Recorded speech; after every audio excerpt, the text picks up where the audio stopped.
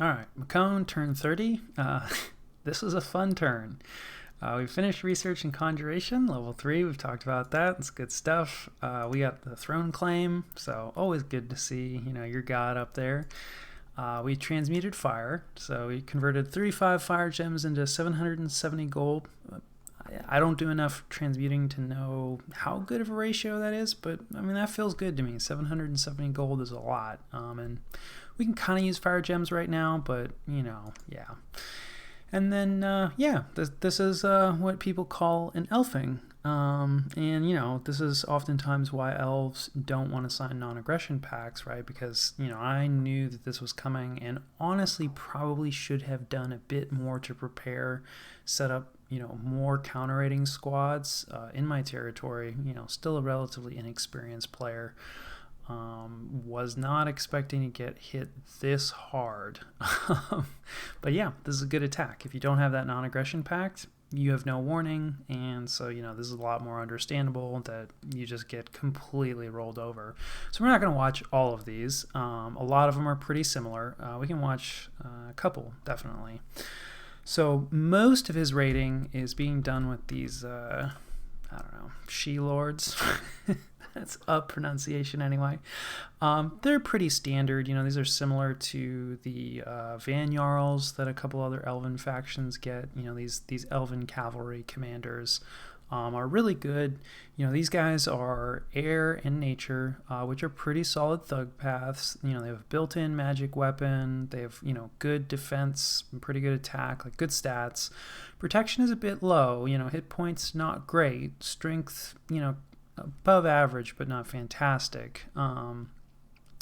Morale low in the case of these guys, so that's something to consider. Like for a thug, this is pretty low. They have a bunch of the elven traits, right? The glamour, so it just makes it harder to hit them. Stealthy doesn't matter in battle, but hard to find, hard to track down, hard to counter raid against. This particular faction, TNN, has iron vulnerability, so when they do get hit with iron weapons, I believe they take more damage. I'm not sure. Yeah, extra damage. So anyway, that is not great for us because we're mostly bronze. But sometimes can matter. And then also, TNN's elves just have built-in dark vision, which is cool. I didn't realize that. And they have Spell Singer, which is actually a fairly rare trait. There's not too many factions that get it. But anyway, so they take longer to cast their spells, but they take less fatigue, which is pretty good overall. I mean, taking longer to cast spells kind of hurts, but taking significantly less fatigue is very, very nice. So probably on the balance, like this is a boon, but can cause problems, especially for these raiders, because they want to try to get through their cycle of buffs before they get interrupted. And this raider and most of his raiders are carrying a couple of nature gems. And so we'll see what he's going to do. So he's doing air shield, that's solid, going to block projectiles, right? And that'll help keep his glamour up. And you can see, he's got plenty of images. More images there are, the more likely you are to hit, one of the images. Mist form is good, it's just going to reduce the damage from regular weapons when he does get hit, which is rare, to just one. So magic weapons don't care about that. And then personal regeneration, right? That's what is going to use a gem. And yeah, I actually thought this was a bit odd at first because you don't normally see regeneration on like a really low, hit point unit like this because it's not like that powerful. However, having seen this in action quite a bit, I have to say this is a really good idea because, for your regular like low hit point units that are going to be taking a lot of hits, and when they take hits, taking a fair amount of damage, and then of course his bless, don't forget that, right? So now his attack and defense are even better, and he's incredibly fast, so fast. Combat speed 41, that should be illegal. So anyway, the swiftness honestly might be more, for these thugs, right? I was saying for his sacreds, I was like, I'm not so sure it was a good idea on those sacreds, although not bad. But you do have to consider, right, that, the bless is often trying to cover, multiple units. So in one place, maybe it's like, it doesn't make as much sense here, but there are other advantages, the reason the person went that way. But anyway, as far as regeneration goes, this guy is so unlikely to take damage, and then like with his mist form, he's just going to be taking a little bit of chip damage, generally speaking. So the regeneration actually matters a lot, even for like this low hit point, unit, because he just doesn't take very much damage, right? So yeah, I actually think regeneration here is a really good call, personal regeneration. We just have a little bit of Wolf Tribe PD who, like, are better against elves. Yeah, you can see they get a hit almost right away. And the reason they're better against elves, they get a lot of attacks, right? Because they get these 2 daggers, and, he doesn't have very, good protection, although he boosted it up. I must have missed Barkskin. Yeah, he must have Barkskinned himself. So he helped, fix that. But even still, like 18 protection isn't, like crazy. Like our hoplites, just our regular Gigantia hoplites have better protection than this. So yeah, and these guys drive down the defense with all of their attacks pretty quickly. Well, we don't have that many of them here, right? This is just 6 PD, and like this guy's gonna roll over 6 PD for pretty much everything. Totally unkitted, no gear whatsoever, right? You do not have to gear. It really depends on the raider, of course. But gear is not a requirement, right? You got to remember that full slots of gear is incredibly expensive. Like probably if you have, a fully slotted unit with gear, that's almost not really a raider anymore, because you've spent so many gems on that unit that, he's just going to completely crush PD. And then if you lose that raider, it's just not a cost-effective trade. So he is chewing up 1 gem every time this guy raids a province, but like 1 gem, that's totally acceptable. And you can see his fatigue is pretty low, having cast quite a few spells. Now blessing is a divine spell, and most divine spells, maybe all, definitely most, they require no fatigue. Blessing definitely requires no fatigue, but he's got 4 other spells here, which is a bit of a long script. Definitely somewhat vulnerable to being interrupted, if we had some flyers, which we don't really have a lot of flyers, but, we'll, think about that. So anyway, I would say this is a very cost-effective raider. Like, he's going to have no problem, right? Our Wolf Tribe are like, nope, this guy's super scary. And then, the archers, they're even worse in melee. And yeah, so this happens a lot, so we can roll through some of this. So, it's pretty much same script, like same setup, just cleaning. And then let's see, we have a few that go a little differently, because we have, different things, different situations. So this is our, raiding squad that we were going to send against Ulm to try to recapture, our province. So, this is almost exactly, in fact, yeah, I think this is exactly the same. So it's exactly what we just discussed, but, now we have a bunch of militia, which doesn't matter. The Ettins probably also will not matter, because, it's like attack 15. That's actually not terrible, but, his defense is going to be so high. Certainly if we get lucky, right, and this guy lands a hit, 39 damage will probably be enough to pop his mist form, depending on if he gets Barkskin on himself. But we've got, our Draco Lions here, right? And he doesn't have poison resistance, unless this guy's doing something different, which I doubt. And that is something to consider just in general. Like, if you use the exact same kind of raider over and over again, for all your raiding, then it's like your opponent only has to deal with like that one type of threat, right? And they can tailor the response to that. So using different types of raiding groups, which he does actually have another type of raiding group, but yeah, it's definitely important. And you can see like our militia is going to get super poisoned, our Eden's going to get poisoned, everybody's getting poisoned. This guy's getting super poisoned. You can see he's taking quite a bit of damage. The regeneration is helping him out here. But poison is a hole for these guys, right? And in terms of beating these guys, right, there's no elemental resistances here on these guys, right? So if you can get some cold damage, some shock damage, some fire damage, some poison damage, right, like that's, it's going to do work. We kill both of our Ettins, though, unfortunately. So you can see, right, like those Draco Lions, are tough to combine with, right? So like they did great, but like everybody else is dead now in this group. Only the Draco Lions. Everybody else, can just get poisoned to death. So yeah, maybe you shouldn't have even sent the militia and the Ettins along with them. I'm not too worried about losing this stuff. This is why this is in the group with these Draco Lions. But yeah, like maybe you should look into some poison-resistant chaff for them. But anyway, we got his Raider, so that's good. But, they're expensive. They're definitely expensive. But, he had no gear on him. He loses 2 nature gems. Like, this is not the end of the world, right? And that's what's so important about making sure that your raiders are cost effective. Because you're going to lose raiders, right? Sometimes there's going to be some random Draco Lions running around. You can't plan for everything. And then, we lose another province, and then we had some marches where we lose some stuff. Okay, this, which I spoiled. So this is other type of raiding group. And then this is where we moved, our huge army out. And we can just take a quick look, and this is just a small group of his sacreds. I don't even know. Does he have somebody here to bless him? Yeah, he has this budget commander, right? So this guy's cheaper, and he's got an air gem and a nature gem, probably to do, a little bit of casting. So he's going to bless up his guys, right? These sacreds are really good. He's got a couple of these she warriors who are also pretty good. They're elves, they got the glamour, they got good stats, mediocre protection, just normal elfy stuff. They just, they're not sacred, so they don't get the advantage of the bless. Our PD just runs forward. We've more or less seen our army in action, it's basically doing the same stuff. We don't really have our thug polo marks, but this is essentially what we used against the throne here. And so, he's going to destroy our lizards. And then we're going to try to earth meld, and we miss.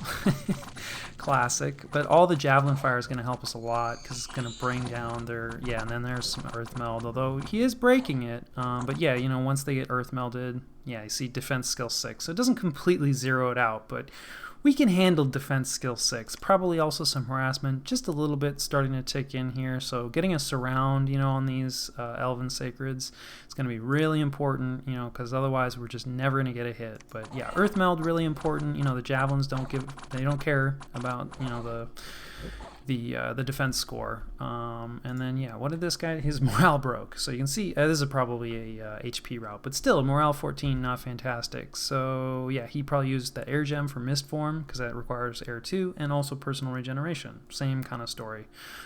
So I had to use a gem for that. And, this basically all the stuff that we just talked about, for the lords applies here to the champions as well. They're just not quite as good, but they're also probably cheaper. And he does escape. That speed is actually helping him out there. I think he has somewhere to retreat to, too. So that's cool because, these guys are cheaper, 160, so 100 gold cheaper.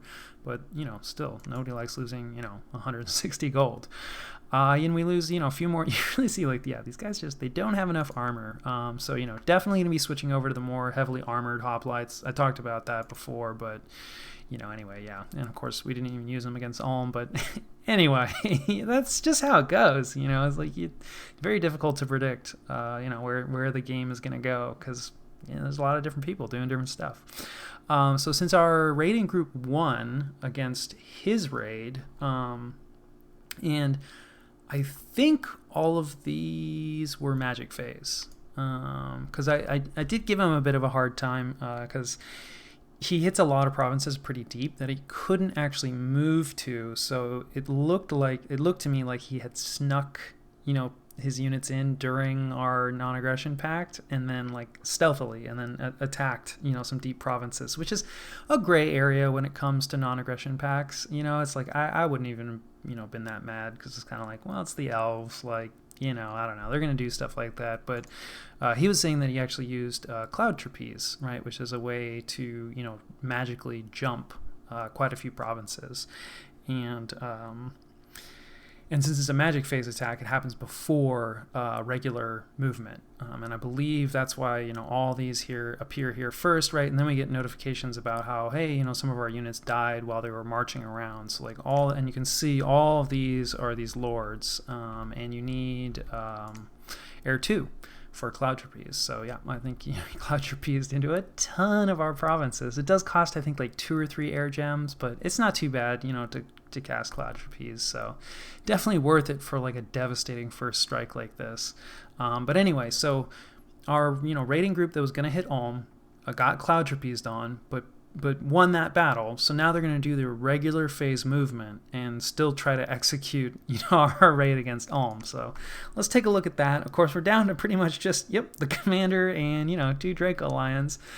So hopefully the Ulmish army, it moved out. So we could win this.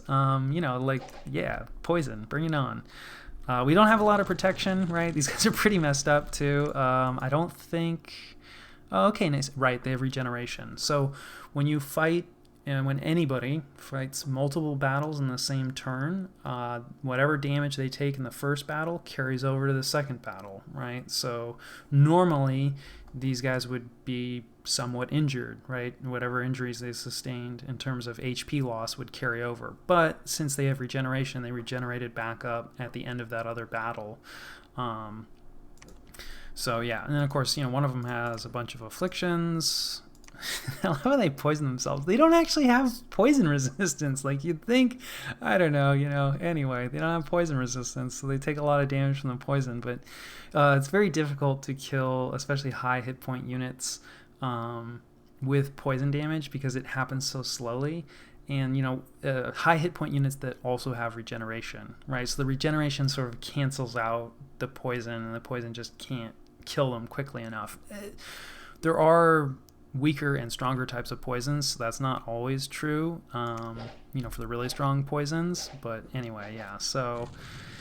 But, these guys don't have good defense. They don't have good protection. So, like, even against this, crappy heavy infantry and the militia, yeah, there goes a Draco Lion. Like, come on, guys. But, he is regenerating. Like, yeah, so we got a rout. Nobody likes sitting in big old poison clouds. Wow, okay, it's Dominions. There's plenty of poison-resistant stuff. But not regular humans.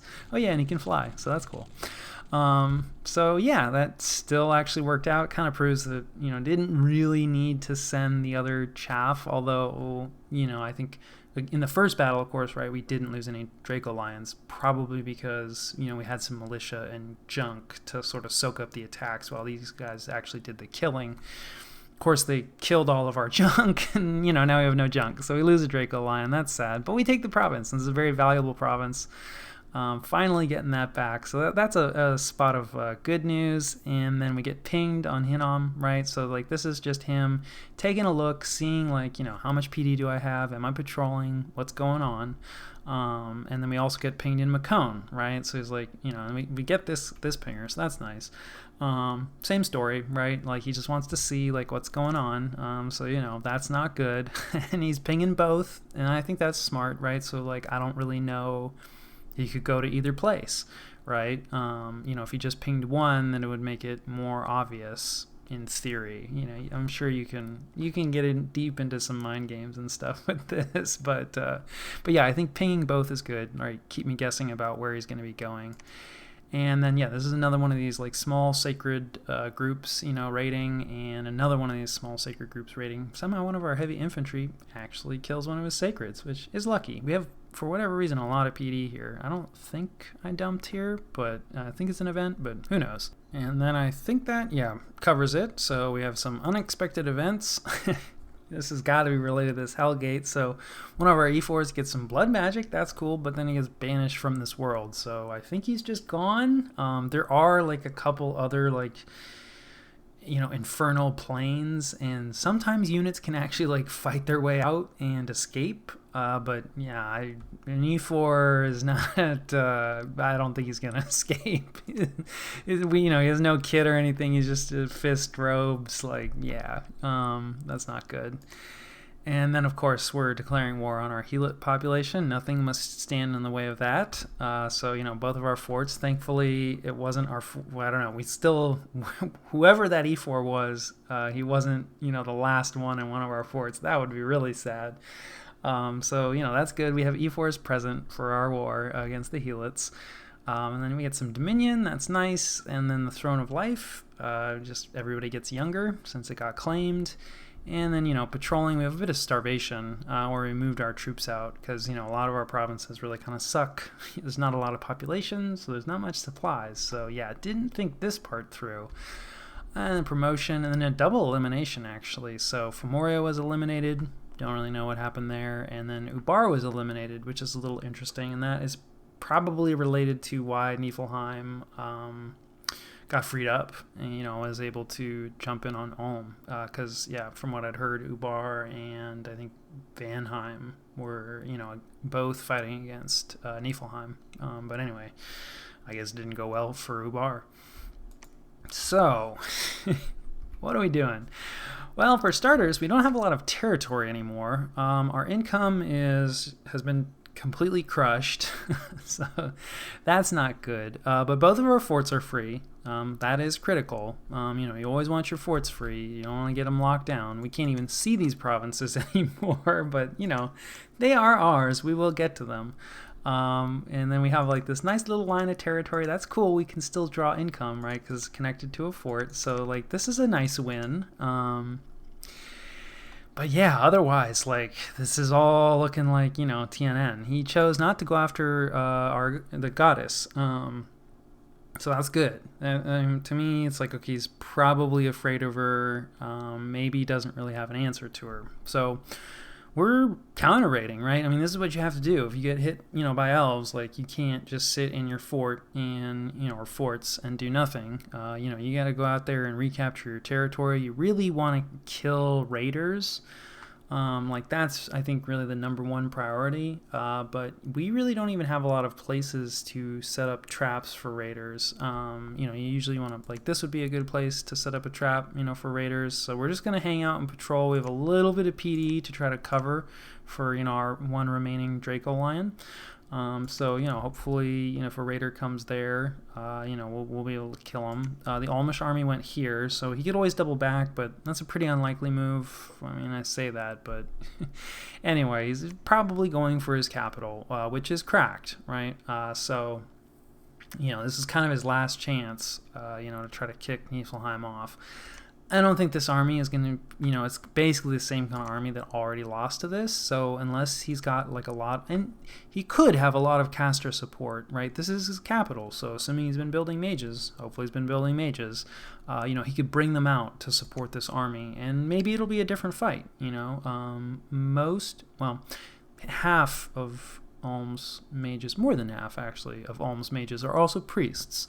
Not very powerful priests, but still priests. And banishment is a really good way to deal with hordes of undead, right? It's like, yeah, it's infinite undead, but if he can bring enough holy, like, banishment firepower to, help roll back that tide of skeletons quickly enough, right? And his troops can advance, and kill the skeletons quickly enough, supported by the banishment, and they reach that caster line, it's all over for Niflheim. Now, I mean, of course, he also has his sacreds, right? So it's a pretty tall order. But anyway, I think, it's his only shot. Either he goes home and wins, or I think that's it. So, yeah, hopefully he goes to his capital. It's certainly looking that way. Starting to pull this scout out because, we're going to need more information about TNN. Trying to figure out, like, southern neighbors, pushing this scout forward rather than hanging out to see, because it'd be nice to see, like, what Russ is doing. But, again, we kind of need to figure out, like, southern neighbors, what's going on here. It looks like it's probably Tianchi or maybe Menchaca or Russ. Also, I know that Tianchi is at least in a 2v1, maybe a 3v1 right now. So that's kind of why I'm expecting that there's a good chance there'll be a battle here. I would kind of like to see, what state this war is in. It's all well and good to figure out, like, who the southern neighbors are, but it's like if they're tied up in a really nasty war of attrition, then, like, none of them are going to be able to jump in. So I do kind of need to figure out, like, how free are TNN's southern neighbors, as well as, like, who are they? So anyway, that's kind of what our scouts are doing. And then, as far as our raiders go, so let's see. So we talked about this raiding squad. It's powerful. It's going to go recapture this because this is a high-value province, right? A lot of income. Our goddess is going to raid out into TNN's territory because this is a high-value province. Wow, sort of. Higher value than a lot. Well, okay. Yeah, there we go. Ooh, 8 income. Anyway, so this is a high value province for us. And yeah, so trying to capturing TNN's territory is going to be nice too. And, to that end, like sending this group down. This is definitely too much stuff. And like this script is probably too long as well. So anyway, yeah, I get better at this as this goes on, I hope. But anyway, yeah, this is too many like Peltasts. Like honestly, like these 8 Bone Tribe alone like might be enough. Like throw the Bone Tribe on this guy. And probably like 20-30 Peltasts ought to do the trick. So like this is risking more than I need to, and it's coming along with a Polomark who also himself could probably take a province. There's a good chance. So anyway, this is overkill, and that's not good because I need to retake. Right, it's like I could have like split this up. Send the Polomark here, like send the Bone Tribe here. You want to try to hit back as many provinces as possible, and we're doing a good job. We're hitting a lot of provinces, but could have hit more provinces. So anyway, you want to try to use like the minimum amount to retake. And I get 6 PD or 1 PD oftentimes. Like in a situation like this in a heavy raiding war, a lot of times people don't use. They just leave like 1 PD, right? Because they know that you're going to be coming back with counter raiders. So like, that's way too much stuff that I'm sending back. And then, whoa. So this isn't even a raid. I'm not sure what the plan is here. I mean, we have it.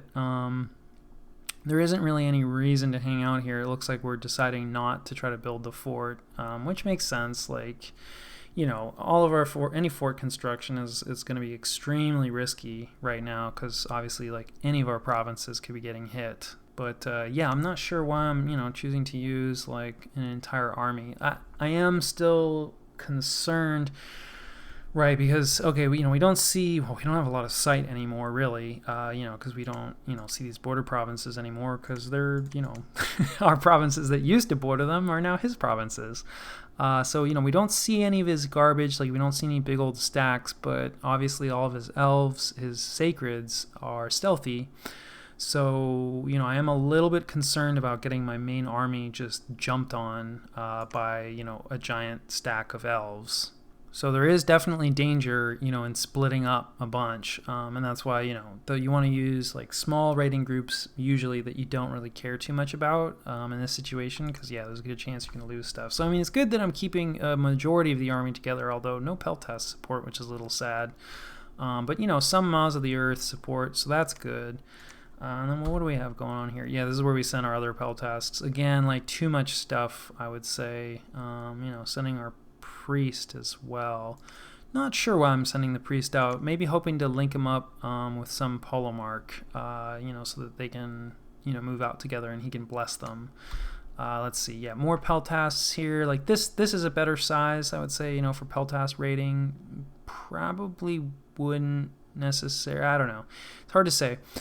In terms of leading him with the mage, you do have to consider, right, that these groups are going to start encountering his raiders, and you do want to be able to defeat his raiders. So you kind of have 2 options, but his raiders are usually not going to be hitting his provinces, or well, there are provinces, gosh darn it, but anyway, the provinces that he's captured. So I would say probably a better strategy would be, something like throw the Peltasts like on, this regular commander. Don't even bother with the mage, right? Send it in to recapture this. Then once it's our province, send in, somebody like the mage, right, who has a chance with his magic to actually, kill, an elvish raider. So yeah, this is not fantastic, I would say, but I have fought elves in this sort of raidy situation like once before this, so yeah, still pretty inexperienced.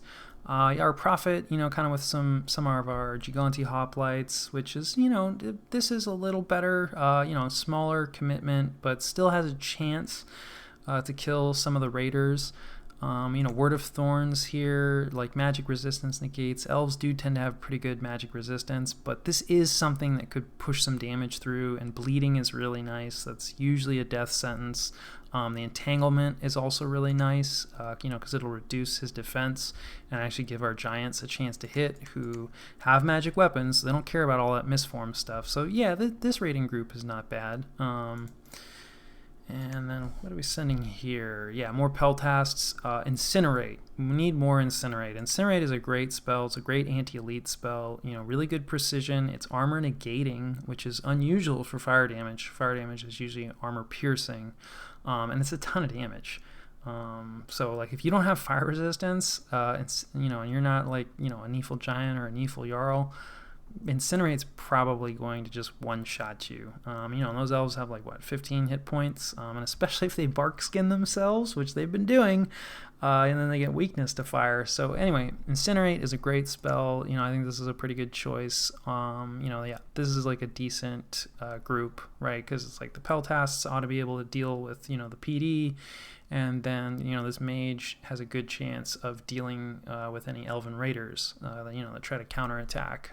So yeah, we want to see more squads kind of like this. Using the curse guy, because why not? He's also old. That's sad.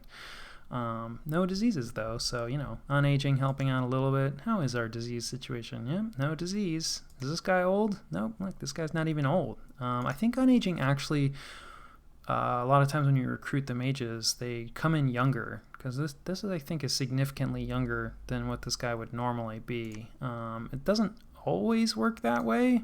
So this is a fire 3 guy. This age seems way too low. And yeah, you can see max age 214. I forget what they were on actually, you know what? Hold on. We can check this. Let's double check real quick. Did I waste my bless points completely? Pretenders of the World. Where am I? Here we go. Yeah, so he's supposed to be 172, and that's before, well, I guess the fire path just reduces max age, right? So his max age says 238 here, and he's supposed to come in at roughly 172. This isn't perfect, there's some variation, I believe, on this normally, but the fact that this guy is only 149. Is he our only? He's, I think, our only Archon. Oh, we only have one Archon right now. Oh, that is sad. But yeah, let's take a look at his max age. Yeah, you can see the max age is a little lower there because he's got the 3 paths and fire magic. Anyway, so yeah, no disease. That's good. Not a ton of old age. I don't think these guys, they're quite young. This is younger than they normally would be, so they're a long way off from max age. Anyway, so just a quick look at that. I think I did promise that and haven't really looked at this yet. But so, unaging, not completely useless, but still would cut it. And it's, not really going to help us right now in this situation. But yeah, so I think that covers kind of our anti-rating efforts. We'll see how it goes. Obviously we can't see anything anywhere because all of his stuff is stealthy, so he can stealth away. He could choose to patrol, right, to try to catch our raids. Not really sure, how he's going to play this yet. It really does vary player to player. And yeah, we'll see how this rating war, kind of develops. But obviously, we don't really need to worry about Ulm anymore, but TNN is very much our problem now. So, and then recruitment-wise, yeah, just trying to bulk out a little bit. We do need some more patrollers on Mekone, but still want to squeeze out some of our Gigante Hoplites. Polomarks, of course, we're going to need them. They're great anti-raiders. And then what are we recruiting here? Yeah, more Archons. We're going to need them. They're great casters. Very sad that we only have one right now. Our infrastructure, right, this is part of the problem, is we can't bring in that many mages right now because we only have 2 forts, which is just sad and embarrassing. But yeah, and then some Peltasts. We're out of gold, right? Most of that gold is from our fire gems that we dumped from our the our alchemy. So yeah, next turn we're not gonna have much in the way of gold. Although hopefully, our rating means that we'll get some. I'm not sure if you draw. I think you draw income before battles, so next turn we'll be pretty screwed in terms of income. But the turn after, hopefully, we'll have since we successfully raided back a bunch of our provinces, we'll be rolling in. Okay, we won't be rolling in money. We'll still be really broke, but less broke. So yeah, I actually recruited some scouts in Hinnom last turn because the scouting is abysmal. So sending them out probably down just out into Tiananmen's land to try to get a little more information. Want to try to get eyes on that stack of garbage because probably, not guaranteed, but probably wherever the stack of garbage heads, that's where the strike is going to fall, right? Because it's going to help him siege down the fort really quick. Now, if he's smart, he'll just sort of leave that stack of garbage at home and then, strike with his giant stealthy elven force, to surprise me. But, you never, that is sort of a waste of time because then he has to wait, extra turns while his garbage moves up. So yeah, hoping to, find that stack of garbage and will hopefully give us a little bit of insight, as to where we can expect a bunch of scary elves to pop up. And then I don't think research has changed. Yeah, research is the same. So yeah, turn 30, very eventful. All right, Mekone, turn 31. This is much better. This is what you want to see. You want to see your flag on the left. You want to be the attacker. So already, this is looking much improved. Hopefully these battles work out in our favor. But it looks like he's kind of chosen to go to ground, if you will. And the elves have this option, right? Because they can hide, right? So, he could be hiding in these same provinces with all of those same raiders, or, he could have snuck them to different provinces. He could have doubled them up. He could have done a ton of different things. So, we don't know, what he did. He didn't choose to attack us anywhere. Now, I said that he went to ground, but he could also choose to patrol, to try to catch our counterattacks. So, we'll see. Definitely he didn't choose to, continue to attack my few remaining provinces. There weren't too many places he could attack. And that is always dangerous, right? Because it's, if you only have a few provinces that are obvious to attack, right? You only have a few available moves you can make. Those are pretty easy to counter, right? Because it's like, okay, where's he going to attack? It's like, well, let's see. I have 4 provinces, so probably one of those 4 provinces.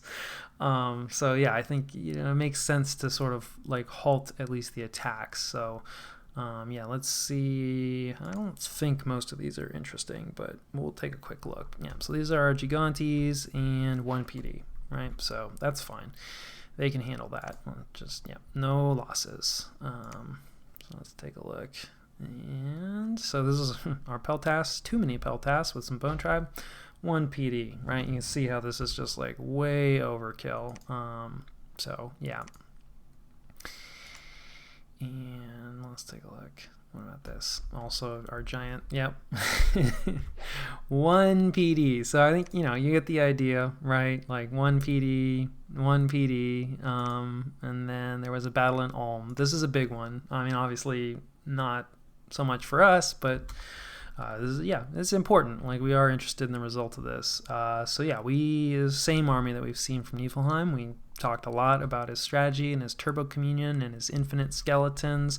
No darkness anymore, so that is really good for Ulm. That matters a lot. Also, it's a little bit of heavy infantry remaining, but mostly just Ulmish troops, right? Which really matters. So they're going to be dealing a lot more damage. They got their 2 attacks, high damaging, and they have their cold resistance.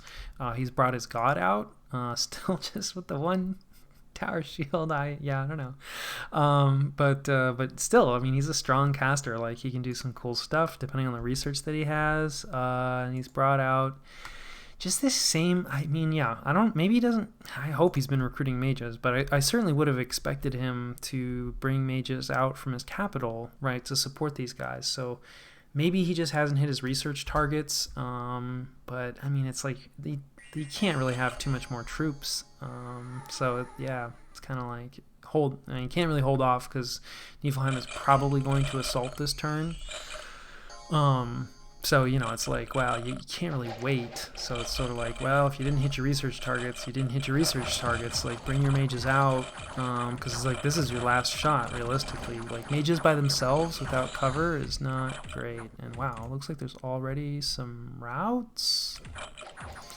Nope, morale is, you know, when they route due to morale failure, the morale shows up as red. So it looks like these archers and these chiefs are just scripted to retreat, I'm guessing, which is sad. You know, it happens. I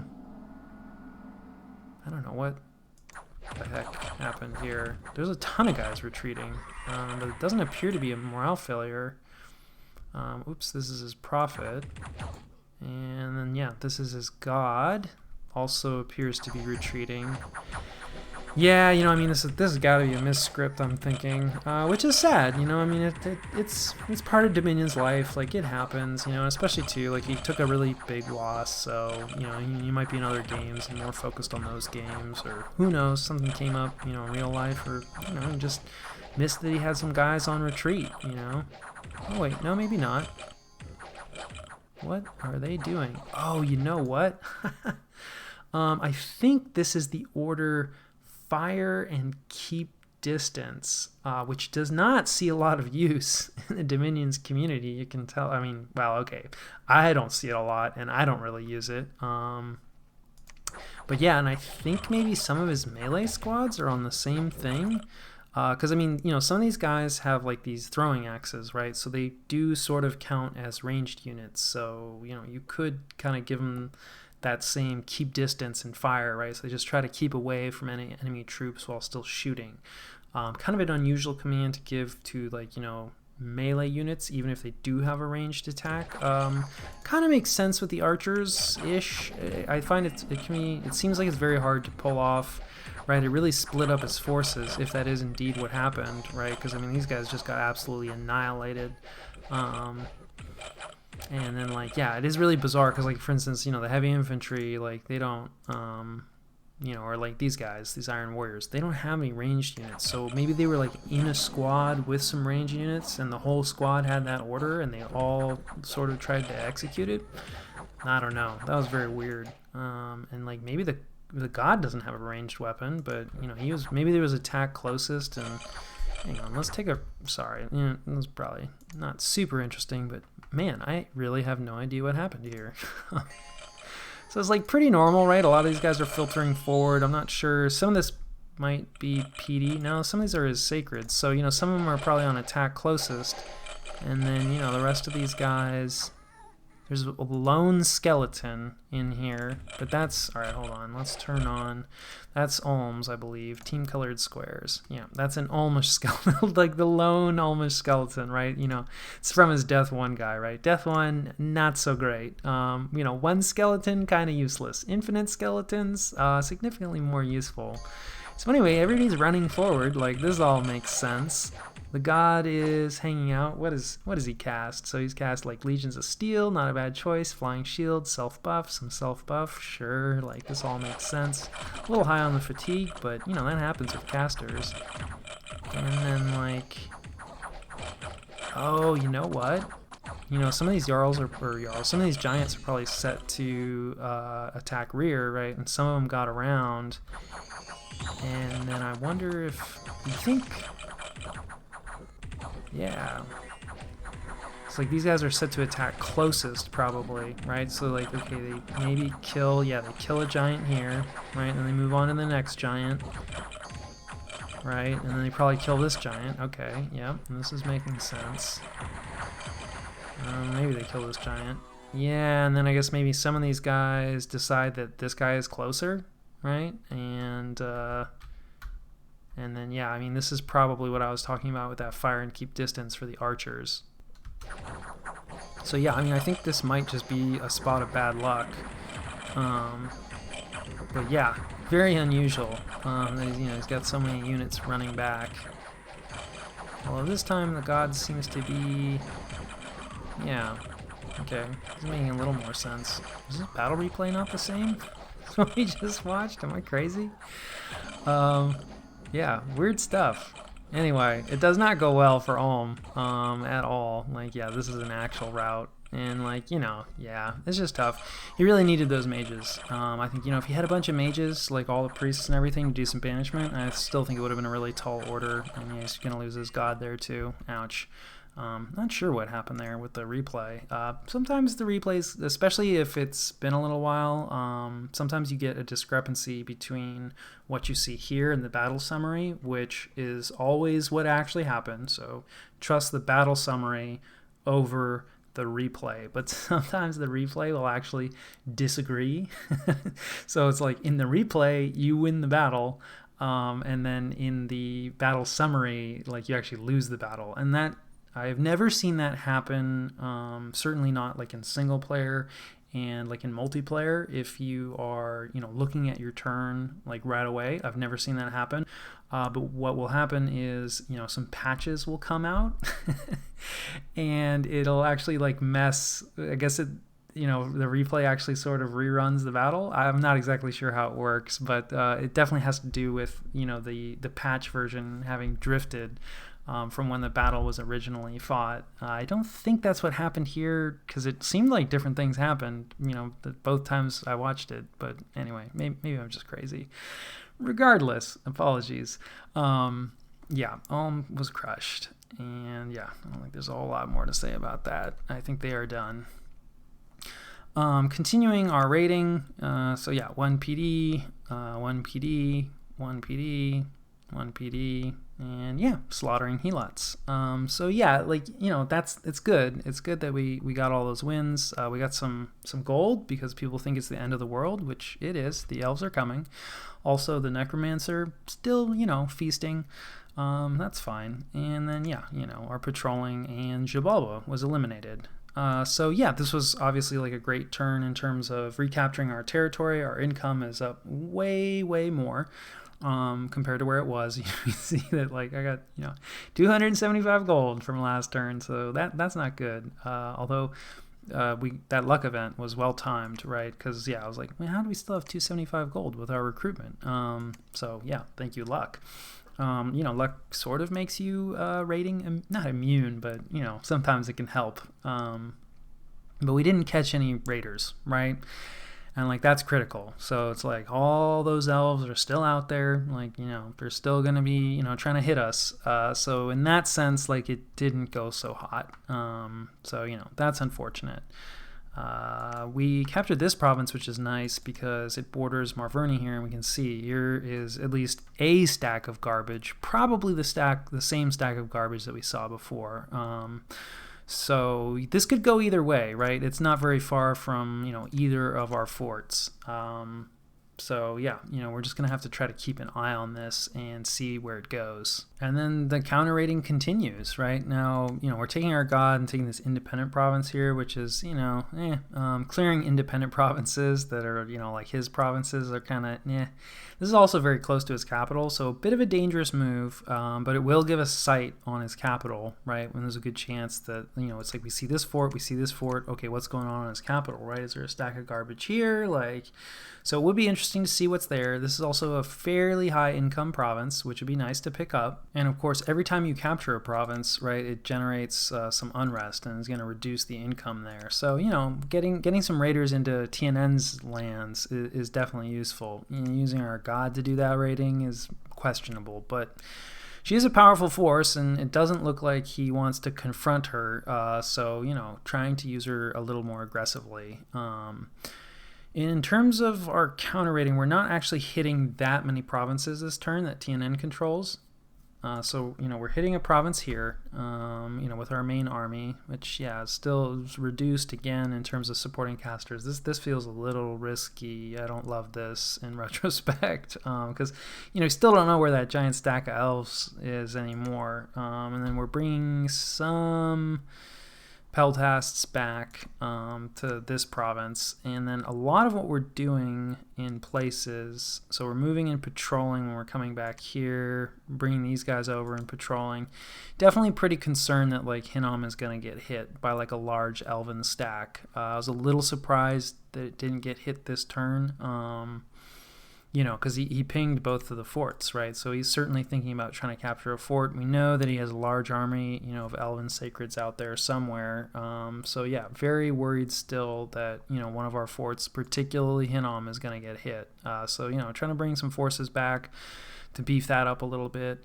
In some places, just doing some site searching, right? So like one of the things is you want to kind of be a bit unpredictable, right, when it comes to raiding. If you always do the same thing, right, where it's like, okay, you capture a province and then always immediately move out, then your opponent is going to pick up on that, right, and is just going to raid in behind you. And like this, again, this is a force that I think, especially with this incinerate, right, could really hurt some of those elven raiders, right, and we're combining our profit and it's like Gigante squad on top. So hopefully all this stuff will be enough to kill any raider that comes and hits this. And we need to do some site searching. We are way behind. So like same thing here, right? Just patrolling with these guys while this guy does the site searching, hanging out. We've already kind of mostly site searched this. We're not really going to get too much more benefit. So we're just going to move into one of our provinces that we already control to hopefully, catch some raiders that are going to hit us here. This is also an important province to keep open because, it connects us to this very valuable province, right? So we do want to keep this like north-south corridor open when possible. And it's also one of the ways it connects to this other valuable province. So, you do want to think about like which provinces are you retaking, right? Like, these provinces up here don't really make us a ton of money. There are some gems at play. There's blood slaves that we would get. I mean, if you want to recapture all your territory, of course. You want all the territory. But we can't really use blood slaves too much right now, right? We have our god, or a goddess, who can, do some blood stuff, but she's kind of busy. We don't have any blood magic research, so it's kind of like, yeah, it's fine. We're low on air gems. Air gems would be nice, but, this is pretty far out there. So anyway, you want to think about like, okay, which provinces do I really need to defend? Which provinces do I really need to recapture? And then, don't just do the same thing over and over again. Try to use different, in the same way that you should use different types of raiders. If you can manage it, you should try to use different types of counter raiders. Always, of course, ones that you think are going to work. And then, yeah, I think that more or less covers it. Not sure why we're consolidating here. I do still want to get a fort here, but, we're going to need a heck of a lot more than this to cover it, because that's going to be a really juicy target. And, I don't really have, if we don't do anything with our money next turn, we might have enough for a fort. But yeah, I'm not sure about this move here. Trying to push our scouts out, get a little more information. Our goddess actually summoned a monster here last turn, and I guess when she summons them, they just, they don't actually appear like under her command. So she just left it behind. So we're sending somebody to pick that up. And then, yeah, I don't think research has changed. It's quite low because, we just have a bunch of mages running around doing stuff. And then recruitment-wise, we're getting another Cyclops. Not sure about that one. They're cool, but like our money is going to be a problem right now. And we could really use some more polo marks for counter raiding. Maybe I'm thinking about the fort, right? That is one thing, because it's like next turn I won't be able to recruit a mage here, so it will kind of free up some of my money. But yeah, more Gigante hoplites, some peltasts. Same thing over here. Our Archon is finishing off, right? Slow to recruit, so takes 2 turns. Doing a little more forging some of these flasks of holy water that'll bless our auto bless our polo marks, because we're probably like, right, it'd be nice to not have to send out like a squishy mage to bless up our polo mark groups. And we're gonna have to start sending them out like solo, or maybe in pairs, maybe solo. We'll see, but definitely, also like, right, this is research, that we're not getting. So if we could keep these guys at home researching and bless these guys with those flasks, that would be nice. Not a lot of water income, but a little bit. And got the hammer in action, and of course the dwarven hammers, they just reduce gem cost for items by 2. So like this is a 5 gem item now costing us only 3 gems. Really nice. Of course, the hammer itself is 15 gems, so you do actually need to make quite a few items, before you start to see profit. off of that hammer. Still patrolling here with our polo marks, right? Still worried that, he's going to hit our fort. This is one downside, right, of doing this massive PD investment, because it's like, to leave it unsupported, it would really suck to lose. Like, this is so much gold. And so it's like, it's kind of a trap where it's like, well, we've invested so much in it already that I'm really hesitant to just pull these guys off. Whereas, like, okay, I'm starting to pump more PD in here just because, like, I don't really have a ton over here other than, like, peltasts, which is fine, but not, we're going to need more than peltasts. Especially when it was, like, just 10 defense. You can kind of just let it go, right? It's like, if you lose it, that's fine because this is not that much money. Whereas, the 44, it's like, I really don't want to let this go. So that's always a problem with dumping a bunch in PD, is that you're kind of trapped into trying to protect it. And it's especially bad here with the elves because it's like, well, he could just strike at any time. Normally, if it's a normal faction that's not super stealthy, you can see the army coming, right? And then you don't have to patrol every turn. Of course, there's magic phase attacks, like, right, even factions that aren't stealthy, can use some spells to, like, just hop on top of your fort. So you are, like, the PD is kind of always a bit of a trap, in the sense that you kind of have to defend it once you dump in, like, this amount of money. But I think it's especially bad here because, you can strike at any time. So we're kind of stuck doing our patrolling. I think these guys have, some bodyguards. We have our basilisk patrolling as well. Like, that's a little scary. Maybe you would want to have him farther forward. That gaze of death can definitely do some friendly fire, but he's out there. That's certainly something that could really kill a lot of elves. So we'll see how that goes. But yeah, I think that covers turn 31.